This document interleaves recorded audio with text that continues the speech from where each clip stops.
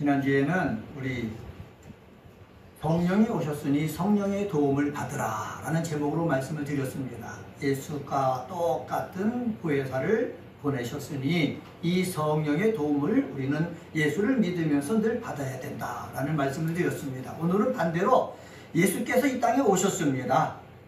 구주로 오셨습니다.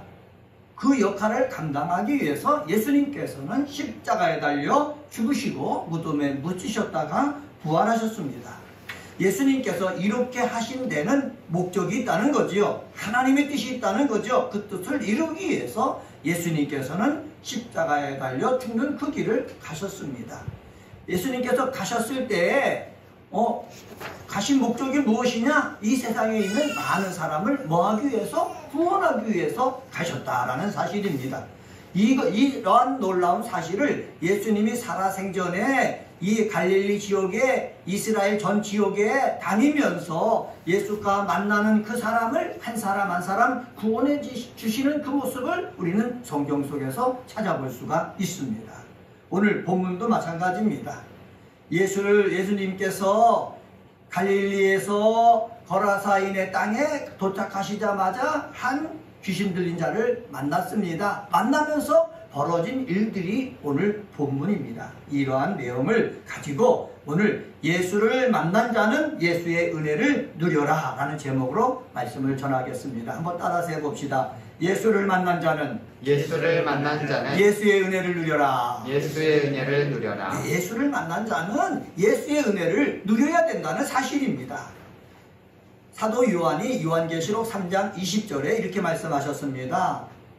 영접하는 자, 요한복음 1장 12절에 영접하는 자, 곧 그 이름을 믿는 자들에게는 하나님의 자녀가 되는 권세를 주셨다라고 말씀했거든요. 그런데 이 영접하는 예수 그리스도를 마음속에 모셔드릴 때에 예수님은 어떻게 하시느냐? 볼지어다 내가 문 밖에 서서 두드리노니 누구든지 내 음성을 듣고 문을 열면 내가 그에게로 들어가 그로 더불어 먹고 그는 나로 더불어 먹으리라 약속하셨습니다. 예수님은 이 땅에 오셔서 우리들의 마음의 문을 두드리고 계신다. 억지로 우리를 만나려고 찾아오시는 것이 아니라 사람의 마음의 문을 두드리고 그 사람이 마음의 문을 열면은 예수님이 들어가시고 예수님이 들어가셔서 그 사람으로 하여금 하나님을 아버지라 부르게 하시고 하나님의 자녀가 되게 하신다라는 것을 우리는 성경을 통해서 찾아볼 수가 있습니다. 그러면 이렇게 되어지려면은 내가 누구와 관계가 있어야 된다고요? 예수와 관계가 있어야 되는 것입니다. 예수님이 주시는 은혜를 누리려면은 내가 예수와 관계가 있어야 된다. 한번 따라서 해봅시다. 내가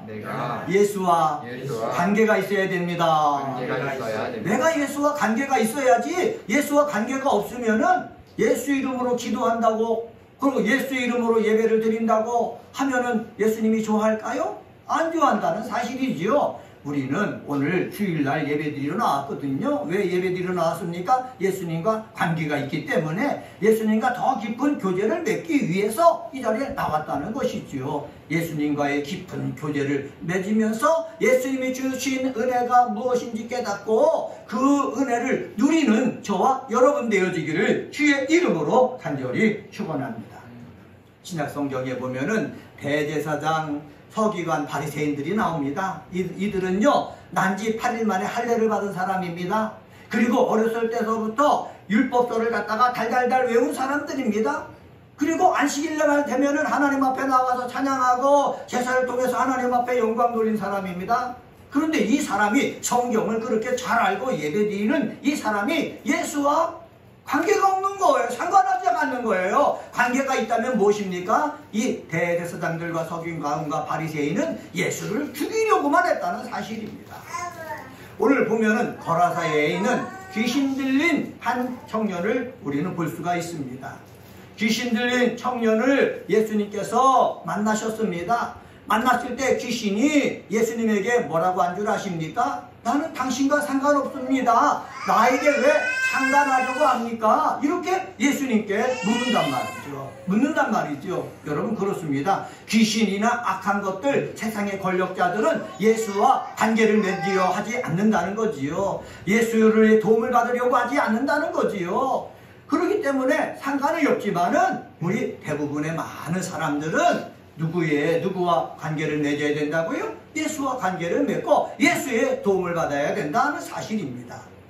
요한 사도가 요한일서 3장 8절에 이렇게 말씀하셨습니다. 하나님의 아들이 이 땅에 오신 것은 마귀의 일을 멸하려 함이라. 마귀의 일을 멸하기 위해서 예수님이 오셨기 때문에 내가 세상 살다가 마귀의 권세 속에 눌림을 당하고 고통을 당하고 있다는 느낌이 있다면은 우리는 누구와 관계를 통해서 예수님과의 관계를 통해서 예수님의 도움을 받아야 된다는 사실입니다. 마귀란 놈이요 내 마음을 붙잡을 때가 있어요. 우리 성경에 보면은 귀신 들린이란 말이 나옵니다. 마가복음 5장 2절에 보면은 귀신 들린 사람 이것을 갖다가 이렇게 직역할 수가 있습니다. 더러운 영 안에 있는 사람 이렇게 직역할 수가 있습니다. 그가 더러운 영에 수동적으로 사로잡혀 있다라고 마가는 우리에게 말하고 있습니다. 귀신 들린 사람은 더러운 영에 사로잡혀 있는 사람이다 이렇게 얘기한다는 거지요. 그런데 오늘 본문은 누가복음 아닙니까? 누가는 뭐라고 하신 줄 압니까? 그자가 귀신을 능동적으로 소유하고 있다라고 표현하고 있습니다. 여기 들린으로 번역된 헬라어가 에콘이란 단어인데 이것은 소유하다, 붙잡다라는 현재 능동태 분사입니다. 그가 청년인데 귀신을 자기가 붙잡고 있다는 사실이에요.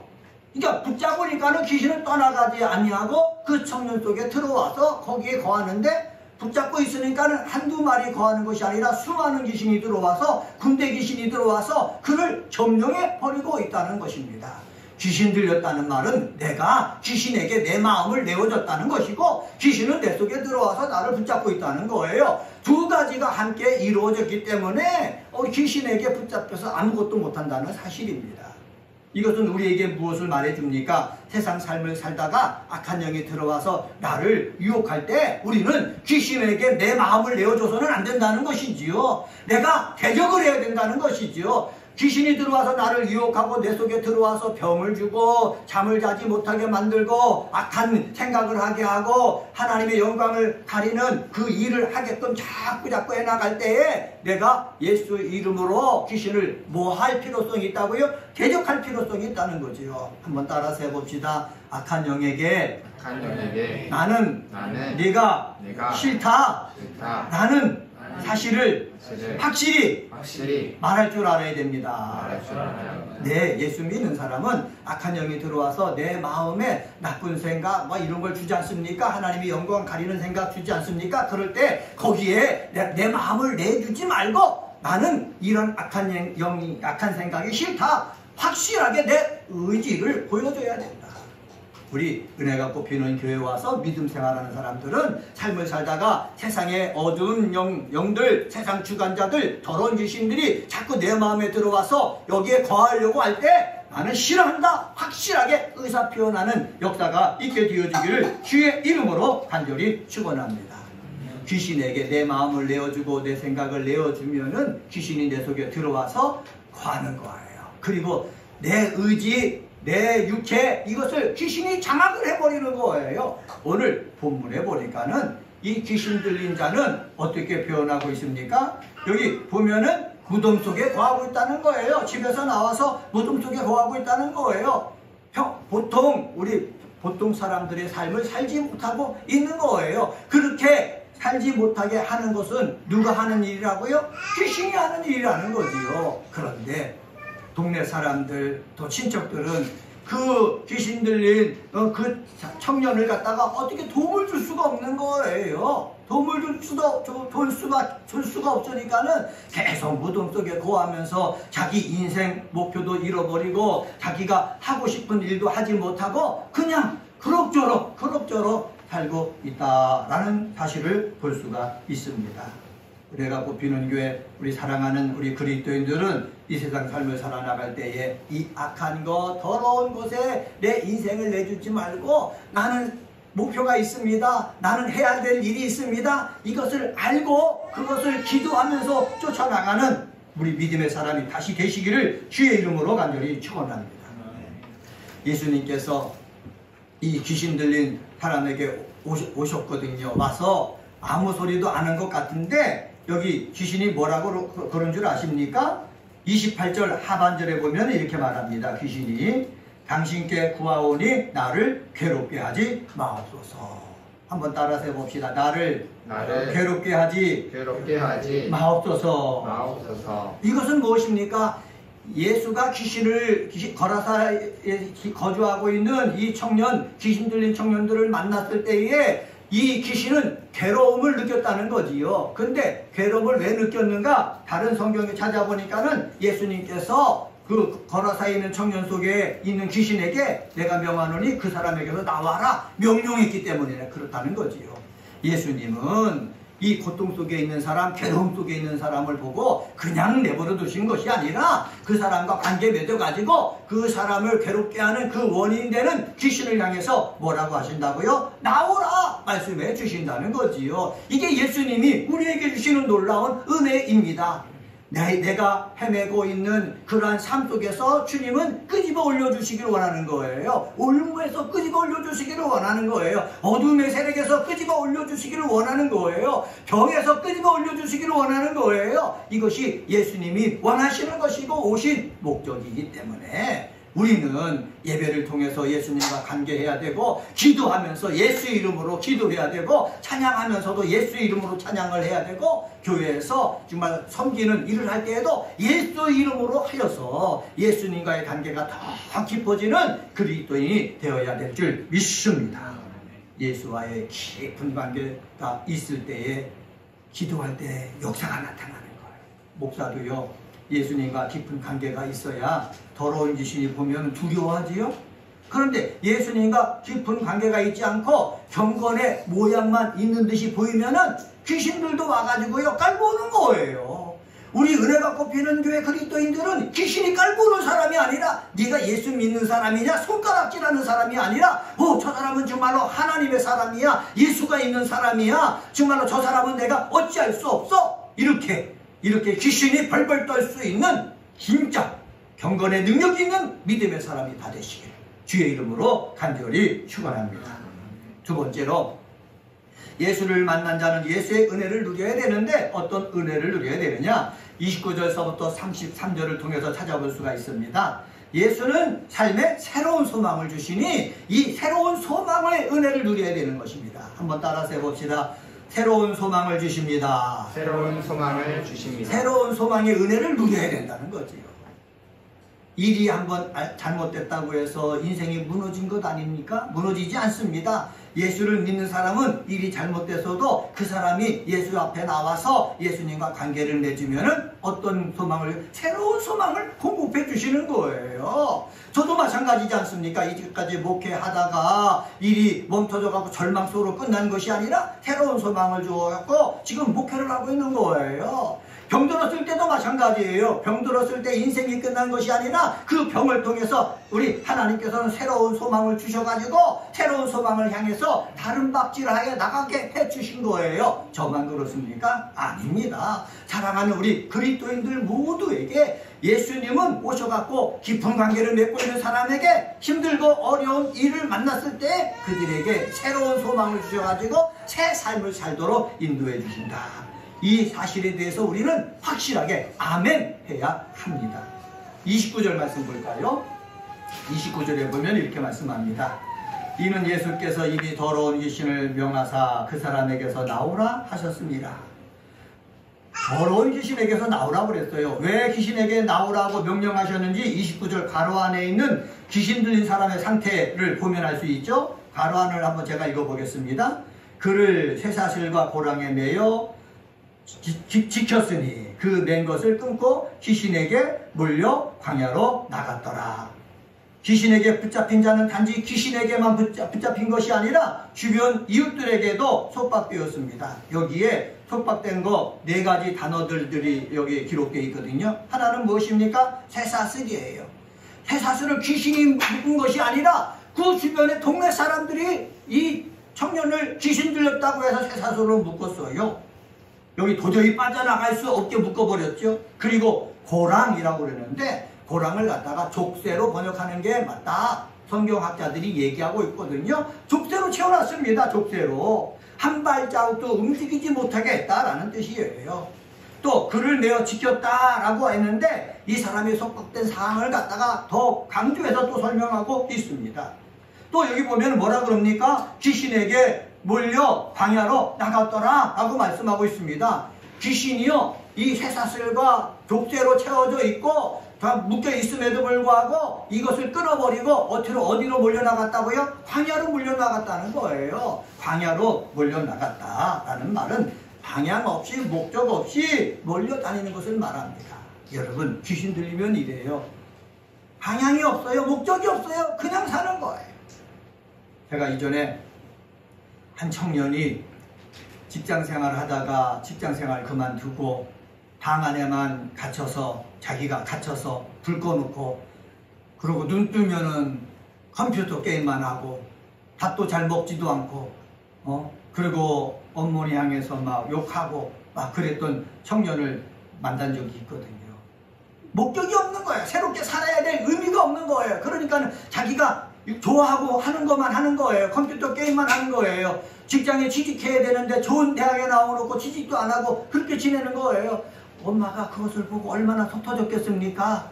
그런데요, 그렇게 사는 사람 그 마음은 얼마나 더 괴롭겠냐 말이죠. 자기 힘으로는 거기서 벗어날 수가 없는 거예요.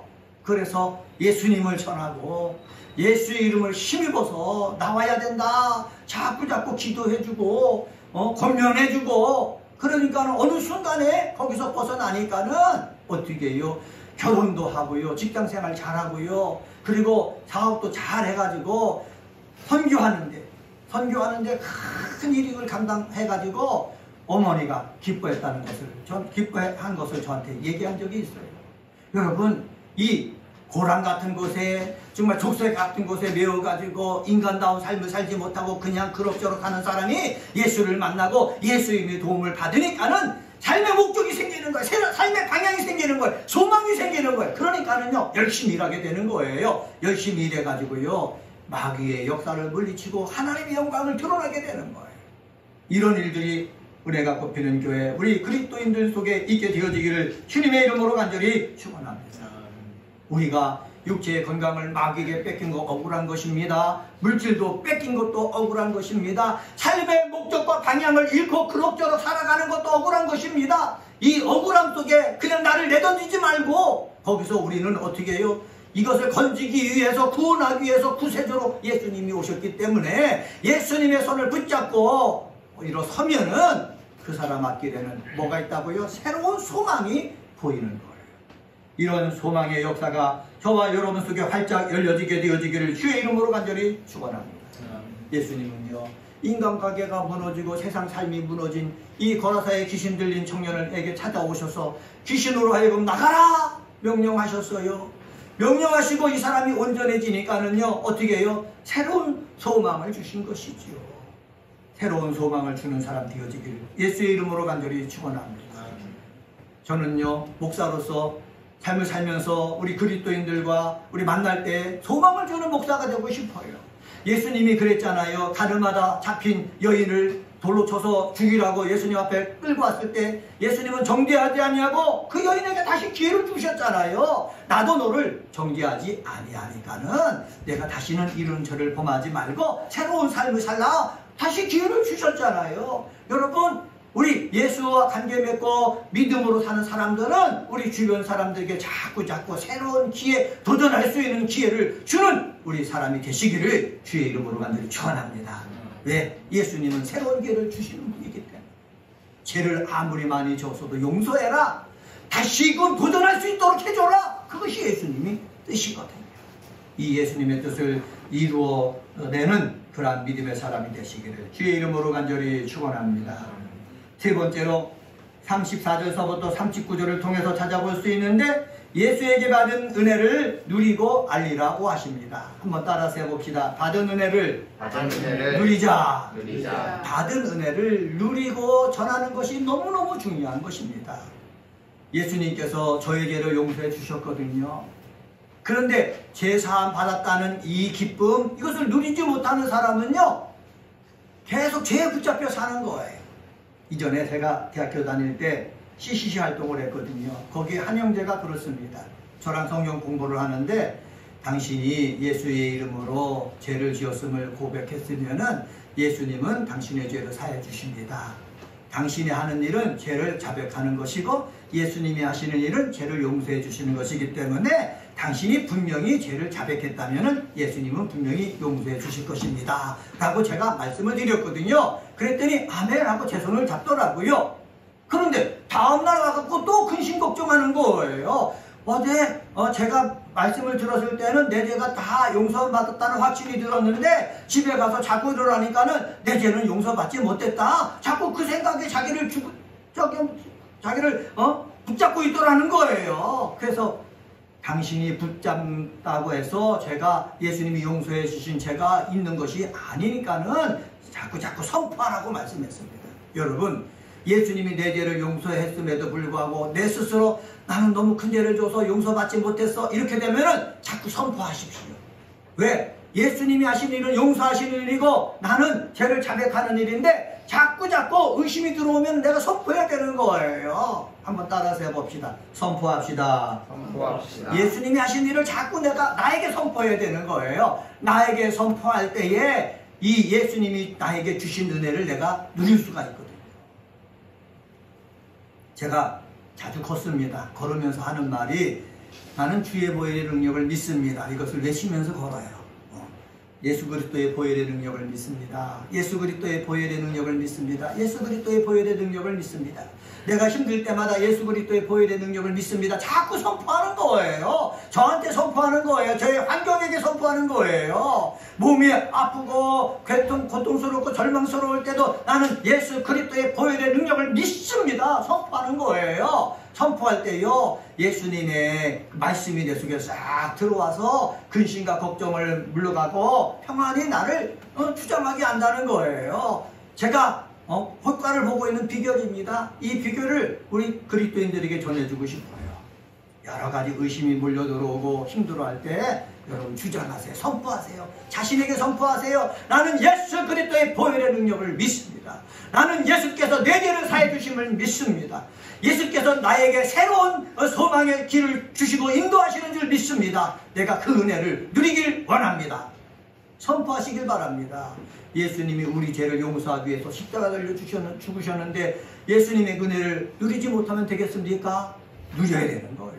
예수님은 우리에게 평안을 주기 위해서 이 땅에 오셨다고 말씀하셨는데 우리가 평안을 누려야 되지 않겠습니까? 여러분 선포하시기를 바랍니다. 여러분 새로운 소망이 없습니까? 절망만 보입니까? 그때 여러분 선포하시길 바랍니다. 예수께서 십자가 달려 죽으시고 부활하신 이유는 나에게 소망을 주기 위해서 새로운 길을 열어주기 위해서 그렇게 하신 것이다. 선포하실 때 어둠이 물러가고 혼란이 물러가고 정말 새로운 역사가 나타날 줄 저는 확신합니다. 자, 예수님께서 이 더러운 귀신을 쫓아버렸어요. 돼지떼에게 들어가게 했어요. 돼지떼가 2,000마리 이상 되는 많은 돼지떼가 죽었어요. 사람들이 그걸 보고 두려워하잖아요. 두려워해갖고 이 청년이 예수 앞에 있는 그 거기로 달려나온 거예요. 달려나왔을 때에 35절 하반절 한번 말씀 보시기 바랍니다. 35절 하반절 같이 한번 읽습니다. 시작. 귀신 나간 사람이 옷을 입고 정신이 온전하여 예수의 발치에 앉아 있는 것을 보고 두려워하거늘. 여기 보면은 귀신 나간 사람이 옷을 입고 있는 사람 있는 것을 보았어요. 이전에는 벌거벗은 모습만 봤거든요. 그래서 저 사람은 우리와 살 수 없다 이렇게 여겨서 쫓아낸 사람 아닙니까? 그런데 그 사람이 옷을 입고 있는 것을 본 거예요. 또 정신이 온전하였다고 했어요. 이전에는 정신이 온전하지 못했지 않습니까? 그래서 새사람과 발목에 족제를 채운 것 아닙니까? 그런데 정신이 온전해진 것을 봤다라고 얘기하고 있습니다. 그리고 예수의 발치에 앉아 있는 것을 보고 라고 얘기하고 있지 않습니까? 예수의 발 아래 앉아 있다라는 말은 예수님을 경배했다라는 거예요. 이전에는 사람을 안하무인하고 대들고 죽이려고 했는데 예수님 앞에 앉아있는 그 모습, 경외하는 그 모습을 보고서 저 사람이 뭐했다? 변화됐다 라는 것을 누가 알았어요? 마을 사람들이 본 거예요. 여러분, 이 사람은요 정말로 누구의 은혜를 누리고 있는 거예요? 예수님의 은혜를 누리고 있는 것입니다. 저는 소망합니다. 제가 은혜가 꽃피는 교회라고 교회 이름을 정한 것은 이 교회에 나와서 예배드리고 함께 믿음 생활할 때 하나님이 주신 은혜를 다 누리기를 원하기 때문에 그런 거예요. 하나님이 주시는 은혜를 누리고, 그리고 누릴 뿐만 아니라 열매를 맺게 해서 삶이 더 보람되게 하는 그러한 역사가 일어나는 교회가 됐으면 좋겠다. 그 꿈을 가지고 교회 이름을 정한 거거든요. 이 고라세에 귀신 들린 이 청년이 그랬어요. 예수의 은혜를 누려서 옷을 입죠. 정신이 온전해졌지요. 또 사람을, 예수님을 귀하게 여길 줄 알고 발 아래 앉아있지요. 예수님의 은혜를 누린 거예요. 이 청년에게 예수님은 뭐라고 하신 줄 아십니까? 38절 한번 봅시다. 귀신 나간 사람이 함께 있기를 구하였으나 예수께서 그를 보내시며 이르시되, 예수께서 그를 보냈다라고 말씀하고 있습니다. 여러분, 보냈다라고 할 때 우리 성경에서 이런 표현을 사용할 때는 대부분 인물을 주어 파송하다라는 의미를 지는 아포스텔로라는 단어를 사용합니다. 근데 38절에서 보냈다라고 할 때는 아펠리셀이라는 단어를 사용했습니다. 아펠리셀이라는 말은 뭐냐? 해방시키다라는 뜻입니다. 예수님께서 귀신 들린 이 청년을 해방시켜 주셨다라는 뜻이거든요. 보냈다라는 것에 사명을 주어 보냈다는 것이 아니라 해방시켰다는 거예요. 자유롭게 주셨다는 거예요. 여러분, 이게 더 중요하다는 거예요. 내가 어떤 일을 가지고 하려고 하는 것보다도 예수님께서 나를 자유롭게 해주셨다. 이것이 중요한 거예요. 여러분, 교회에 와서 내가 자유함을 얻어야 되는 거예요. 예? 로마서에 보면은 성령 안에 있는 사람은 자유함을 누린다고 그랬거든요. 자유함을 누려야지 율법에 매여가지고 날마다 답답하게 지내서는 안 되고 자유함을 누리는 역사가 있게 되어지기를 주의 이름으로 간절히 축원합니다. 예배드리고 이 세상에 나갈 때는 자유로워야 돼. 마음이 자유로워야 돼. 마음이 어두워서는 안 돼요. 혼란해서는 안 돼요. 마음에 악한 영에 붙잡혀갖고 고통을 당해서는 안 되는 거예요. 괴로움 속에 머물러서는 안 되는 거예요. 자유롭게 신나게 나가야 되는 거예요. 자유롭게 신나게 나가는 역사가 이 교회 속에 일어나게 되어지기를 주의 이름으로 간절히 축원합니다. 예수께서 귀신 들린 자에게 그가 회복된 후 처음으로 하신 말씀이 무엇인 줄 아십니까? 네 집으로 돌아가라는 거예요. 한번 따라서 해봅시다. 내 집으로 돌아가라. 내 집으로 돌아가라. 정상적인 삶을 살라는 거예요. 그리고 내 집으로 돌아가라는 말 속에는 또 무슨 뜻이 있습니까? 내가 아직도 젊은데 내가 하고 싶은 일을 네 가정에서 하라라는 거예요. 그러면서 하나님께서 너에게 하신 일들을 사람들에게 뭐 해라? 알리라는 거예요. 하나 예수 그리스도의 은혜를 내가 맛봤으면 그 은혜를 통해서 하나님의 영광을 드러낼 줄 아는 믿음의 사람이 되어야 된다라는 사실입니다. 자, 시간이 됐기 때문에 말씀을 정리하겠습니다. 오늘은 누가복음 8장 26절서부터 39절에 있는 거라사의 귀신 들린 청년을 통해서 우리 하나님께서 주신 그 은혜를 살펴봤습니다. 그 은혜를 내가 누리려면 어떻게 되느냐? 예수와 관계를 맺어야 된다. 깊은 관계를 맺어야 된다. 그리고 예수와 깊은 관계를 맺으면은 예수님은 우리에게 뭐를 주신다? 새로운 소망을 주신다. 또 예수님이 은혜를 받았으면은 그 은혜를 받은 것으로 끝나지 말고 그 은혜를 누려야 된다. 그리고 누린 것을 알려야 된다라는 말씀입니다. 누린 것을 알리는 데까지 나가는 은혜가 뽑히는 교회 그리스도인들 되시기를 주의 이름으로 간절히 축원합니다. 기도하십니다.